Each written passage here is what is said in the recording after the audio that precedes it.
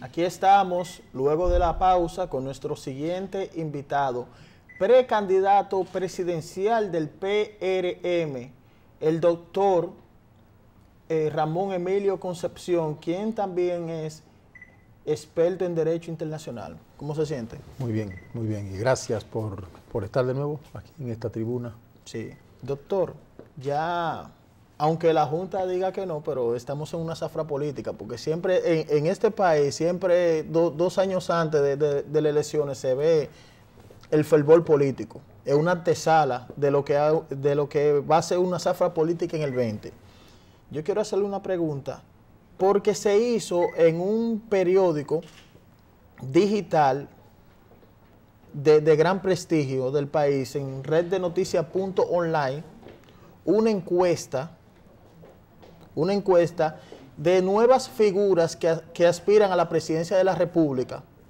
Entre ellas estaba Hipólito Polanco, estaba Alexis Castillo, Manuel Crespo del PLD, estaba Amarante Baré del PLD, estaba Ramón Emilio Concepción, está Milton Morrison, Carlos Peña y también Ramfi Domínguez Trujillo. Algo me llamó la atención. Usted ganó la encuesta con un 42%, donde hubo un universo votante en esa encuesta de más de 4,000 personas. Entonces, llama la atención porque encuestadoras de alto nivel han posicionado a quien usted le ganó, a Ramfi Domínguez Trujillo, como un ejemplo fue Latin Insight, que decía que él tiene un 7%, y no ha pegado una valla. Vimos también una encuesta de la Gallup que dice que medio país no quiere saber de Ramfi, pero es lógico entonces que la mitad quiera saber de él. Entonces vemos un Ramón Emilio ya que arrancó con una campaña presidencial dentro del PRM y en una encuesta con un nivel objetivo le gana a Ramfi. ¿Cómo ocurre eso? Mira, yo dije en el discurso de lanzamiento en la ciudad de Nueva York que en mi campo, yo soy de Constanza, en Constanza decimos, no van bien los de adelante si los de atrás corren bien. Correcto. Y eso lo dije en la ciudad de Nueva York. Dije que venía a trabajar a tiempo completo. Además, Ramón Emilio Concepción, cuando empezó a fijar posiciones públicas, no peinaba ni una cana.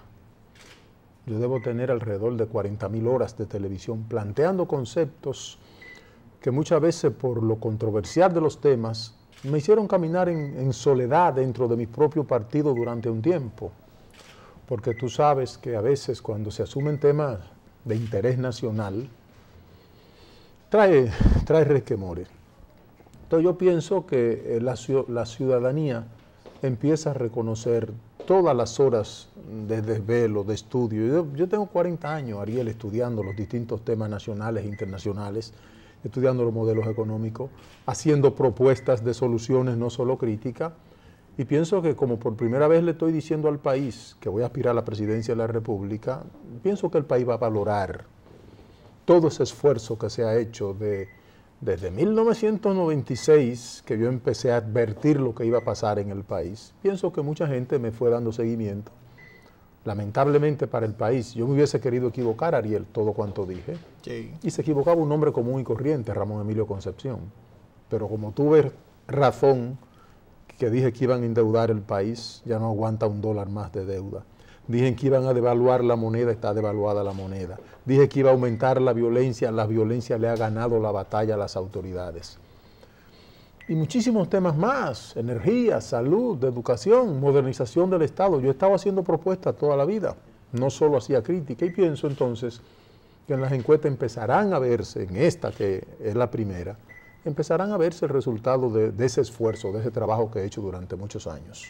Pienso que por ahí anda la explicación. Entonces, yo las encuestas, la respuesta mía siempre es trabajar más, porque la verdadera encuesta la vamos a hacer primero en el PRM con la convención interna, que será el año que viene. Sí. Pero la encuesta de todas las encuestas es el 16 de mayo del año 2020, que yo espero ser candidato y espero ser presidente de la República para poner en ejecución, en aplicación, la agenda nacional de desarrollo que estoy proponiéndole a mi país. Y pienso que por ahí anda entonces el resultado de esa encuesta. Ramón Emilio, usted sabe que en la política siempre hay personas que coinciden hasta con la parte contraria. Pero vemos en el Partido Revolucionario Moderno que Hipólito Mejía, independientemente, tiene una buena relación con el presidente Danilo Medina. Vemos que Luis Abinader hace causa común con el expresidente Leonel Fernández, ya dígase por la primaria, abierta, cerrada, ley de partido y diferentes temas. No sé si llega más para allá esa relación, no puedo confirmarlo. Ahora, ¿qué ofrece a la base del PRM, que esa es la que no tiene contacto, que siempre se ha quedado en su PRM sin contacto con el PLD ni con otra fuerza externa? ¿Qué ofrece Ramón Emilio como político para que crean en él? Mira, lo primero es, en torno al PLD, casi nunca me equivoco, porque cuando el PLD dice el norte, yo me voy al sur. Si dice el sur, lo espero en el norte. Nunca creas en absolutamente nada de lo que diga el Partido de la Liberación Dominicana. El día que yo coincida con los PLDistas, empiezo a revisarme. Porque he planteado, desde el 96 yo he dicho que se abandonó la gran agenda nacional de los grandes propósitos, se abandonó desde 1996. Y yo he venido advirtiendo dentro del PRM, por ejemplo, la torpeza de nosotros ponernos a discutir si la primaria es abierta o es cerrada. No tenemos control de ese escenario, Ariel. Ese escenario lo controlan Danilo Medina y Leonel Fernández. ¿Qué busca el PRM si no va a poder impedir la decisión que tomen los PLDistas? Entonces, para las bases del partido, los olvidados de siempre, yo estoy haciendo una oferta. ¿Cuál es su oferta, Ramón? Número uno, en un gobierno presidido por Ramón Emilio Concepción, aquí se creará tanto empleo para los jóvenes como ningún otro gobierno en la historia. Y lo decía esta semana en otro programa de televisión que fui. Me trasnoché las otras noches viendo cómo Franklin Delano Roosevelt puso a funcionar el Consejo Nacional de Juventudes en época de depresión. Sí. Creó tanto empleos para los jóvenes que después faltaban juventudes por tantos puestos de empleos que fueron causados. Aquí está todo por hacer. Aquí faltan hospitales, faltan escuelas, falta universidad, falta infraestructura de agua, infraestructura de transporte, infraestructura de salud, infraestructura de seguridad nacional. Todo está por hacer. Yo pongo un ejemplo que me gusta, sobre todo a ustedes los jóvenes, ponérselo siempre. Aquí cada vez que llueve, la gente que vive del Bajo Yuna hay que salir a socorrerlo, históricamente. Y hago la comparación, Washington y el ingeniero Chatiú, desde 1783, diseñaban las esclusas para canalizar todas las aguas que tienen los Estados Unidos. Cuando había mucha lluvia, se iban a los canales, de los canales a los ríos, de los ríos al mar, pero las inundaciones eran mínimas porque se previó. Aquí no, Ariel. Aquí cada vez que llueve la gente del Bajo Yuna tiene que coger su nevera, su estufa, sus colchones y salir corriendo, porque no hemos tenido gobernantes que se preocupen de buscar una solución, de que las aguas sean aprovechables. Entonces, en mi agenda nacional de desarrollo, el tema de salud. ¿Por qué India? y tú manejas mejor que yo el tema internacional. India tiene 1.200 millones de gente casi. Sí, el segundo país más poblado del ¿Por mundo. qué en India han ido desapareciendo las enfermedades de buba, tosferina, sarampión, viruela? Todas esas enfermedades. Las comunes. Las comunes. India creó centros de investigaciones donde se fabricaron todos los retrovirales para hacer la salud preventiva. Eso le cuesta peso a un Estado. Aquí en República Dominicana no. Aquí es Sí, todo lo porque es cuestión de contrario. prevención. Antes Prevención, que salud de prevención. Sí. Si tú no te enfermas, no tienes que ir a la clínica, no tienes que ir al hospital. Sí. Entonces, ¿qué está pasando en República Dominicana? Enfermedades que habían sido ya declaradas extinguidas por la Organización Mundial de la Salud, como la buba, sarampión, tosferina, tétano, eso ha vuelto a República Dominicana. Nosotros en los años 60 teníamos incineradora de basura en la parte alta de la ciudad. Hoy la basura nos ahoga. A final de la década de los 70, los dominicanos teníamos alrededor de 26 centros de investigación científica en distintas partes del país. Yo recuerdo que había en mi pueblo, en el centro hortícola de Constanza, había uno. Si tú ibas a sembrar, antes de sembrar, tú tenías que ir a ese centro de investigación. Un análisis a la tierra, un análisis al agua que tú ibas a utilizar, la semilla que ibas a sembrar, en qué tiempo la podías sembrar, qué cantidad de agua iba a caer o si no iba a caer. Un control de calidad. Era total. Entonces, estos señoritos que nos gobiernan a nosotros, en la televisión, en los periódicos, son unos fenómenos, pero lo cierto es que el país ha colapsado. ¿Qué teníamos en 1996? Una industria eléctrica que, aunque con cierta deficiencia, era de los dominicanos. Teníamos un Consejo Estatal del Azúcar, del cual en época que no había zafra muerta, como le dicen, había 275,000 dominicanos preparando, limpiando maquinaria, dándole mantenimiento a maquinaria para la próxima zafra. Cuando venía la zafra teníamos 650,000 empleos directos, de los cuales vivían 1.600.000 dominicanos. Todo eso el PLD lo destrozó. Puerto, aeropuerto, molinos dominicanos. Entonces, cuando se hace un inventario de qué teníamos en el 96 y qué tenemos ahora, el inventario te va a dar rojo. Yo digo que hay que volver a la industria nacional.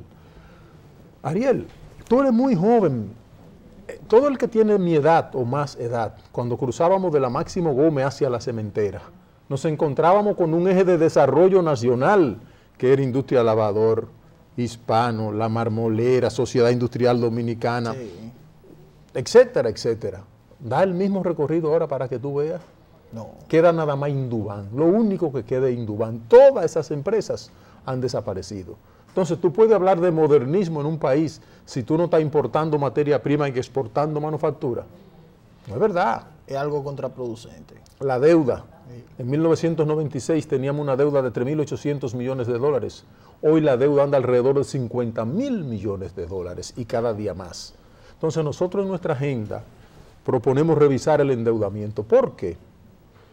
Hay una obrita que todo hombre público debe estudiar que se llama El horror de la deuda externa en América Latina. La escribió una francesita en el año 1984 llamada Jacqueline Rhodes. Sí, Jacqueline Rhodes. Y después que ella hizo una investigación minuciosa de cómo se había endeudado América Latina, quedó horrorizada.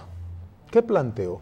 Cuando ella se dio cuenta que habían préstamos que no salían de los bancos que supuestamente le habían otorgado a países, porque esos créditos se los repartían políticos, lobistas y banqueros. Ella quedó tan horrorizada que al final, yo digo, ella lo que hizo fue un resumen de la obra. Y decía, préstamos insensatos, otorgados por banqueros insensatos a gobernantes insensatos. Es una insensatez si tú no tienes un país produciendo, endeudarlo sin límite. Yo he dicho, y está en la Agenda Nacional de Desarrollo, un límite para el endeudamiento público. Tú tienes que tener un límite del Producto Bruto Interno, que tú no puedas seguir endeudando eternamente. Tú recuerdas que hace unos años en Estados Unidos, el presidente Barack Obama casi tuvo que cerrar medio gobierno. Sí. Porque allá hay una ley que le pone un tope al endeudamiento. Y Obama tuvo que emplearse a fondo con el Congreso y el Congreso concederle prácticamente una gracia para no cerrar el gobierno de los Estados Unidos. En República Dominicana hay que legislar para ponerle límite al endeudamiento. Eso es así. Ramón Emilio, luego de ver esos ejes fundamentales de su propuesta, yo quiero que brevemente me sintetice una pregunta para ir a la pausa y luego seguir con usted. Yo veo que usted hace mención de alguien quien para expertos internacionales es una persona muy visionaria y fue el presidente de Estados Unidos, Franklin Delano Roosevelt, un hombre con una visión extraordinaria, que incluso en los años que él estuvo, hubo convulsión en el mundo. Claro. Porque lo primero fue la guerra naval con Japón, eso fue algo terrible. Y hemos visto cómo ese hombre, con esa visión, sacó adelante lo que es los Estados Unidos de Norteamérica hoy, gracias a él, gracias a su visión emprendedora. Entonces, Ramón Emilio se identifica mucho con la política de él para emplearle en la República Dominicana. Totalmente, totalmente. Roosevelt tuvo, aparte de la gran obra material, lo más importante fue la remoralización de ese país. Cuando él se juramentó, la famosísima frase que él dijo que no había que temer más que al temor mismo, le dijo al Congreso, que era adversario de él, le dijo, con ustedes o sin ustedes yo voy a reconstruir la economía de los Estados Unidos de Norteamérica. Y eso hizo. En los primeros 100 días dictó tantas leyes ejecutivas que ya la secretaria le decía, presidente, deme el número de la próxima, porque desde el primer momento que se sentó en la Casa Blanca fue a reconstruir su país. ¿Por qué, Ariel? Porque llegó un programa económico, llevó un programa económico basado en lo que le dio razón de ser a los Estados Unidos de Norteamérica. Ramón Emilio, vamos a una pausa y luego regresamos.